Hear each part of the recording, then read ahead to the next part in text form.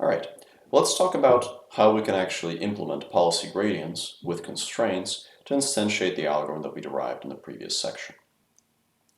So the claim that we had was that p theta of st is close to p theta prime of st when pi theta is close to pi theta prime. And close here was defined in terms of total variation divergence. Now, it would help us to get a slightly more convenient bound because for some policy classes, imposing total variation divergence constraints is actually pretty difficult.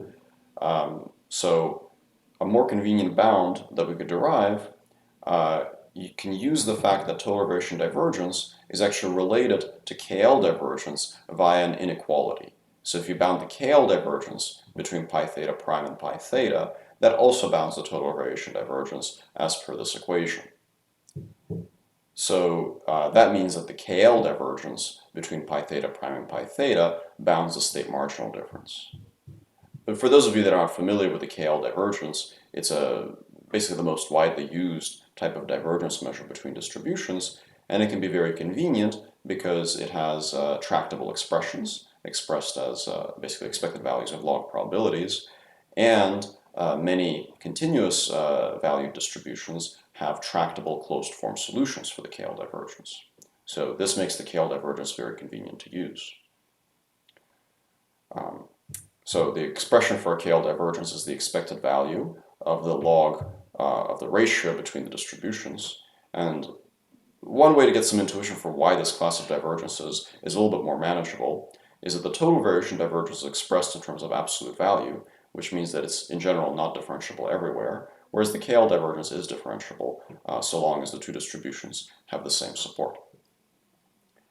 So the KL divergence has some very convenient properties that make it much easier to approximate and much easier to use in an actual reinforcement learning algorithm, as we'll see in the remainder of this lecture. So in practice, if we actually want to have a constrained policy gradient method, we're going to express our constraint as a KL divergence rather than as a total variation divergence. But since the KL divergence bounds the total variation divergence, this is a legitimate thing to do, and it preserves our bound. Okay, so then the objective that we're going to want to optimize is our usual importance sampled objective with the constraint that the KL divergence between pi theta prime and pi theta is bounded by epsilon. And if epsilon is small enough, this is guaranteed to improve j theta prime minus j theta because the error term will be bounded. So how can we enforce this constraint? Well, there are a number of different methods to do this. One very simple one is to actually write out an objective in terms of the Lagrangian of this constraint optimization problem. So the Lagrangian, for those of you that don't remember your convex optimization, is formed by simply taking the constraint, taking the left-hand side of the constraint minus the right-hand side, and multiplying it by a Lagrange multiplier. And we have one constraint and one Lagrange multiplier, which I'm calling lambda. If you want to solve a constraint optimization problem, one of the things you can do is you can alternate between maximizing the Lagrangian with respect to the primal variables, which are theta, and then taking a step on the dual variables, a gradient ascent step. So the intuition is that you raise lambda if the constraint is violated too much, otherwise you lower it, right? Because if the KL divergence is much larger than epsilon, then you're going to add dkl minus epsilon, which is a positive number, to lambda, so lambda will get bigger. If the constraint is much lower than epsilon, you'll add a negative number, and lambda will get smaller. So you essentially alternate between solving an unconstrained problem and adjusting your Lagrange multiplier to enforce the constraint more or less strictly, depending on whether it's being violated or not.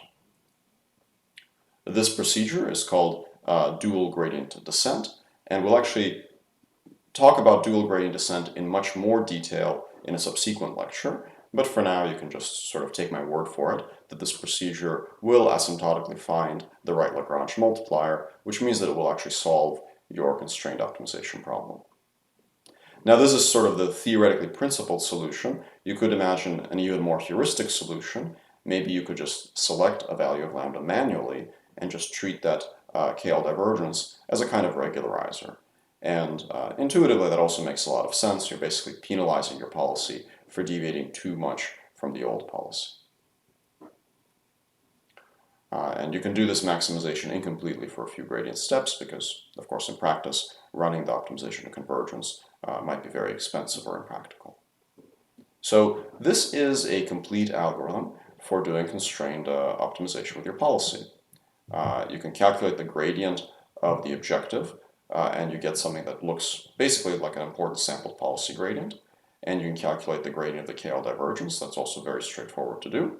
And you will get a derivative, and you can use it to maximize this. And this will allow you to have a reinforcement learning algorithm that actually enforces a constraint.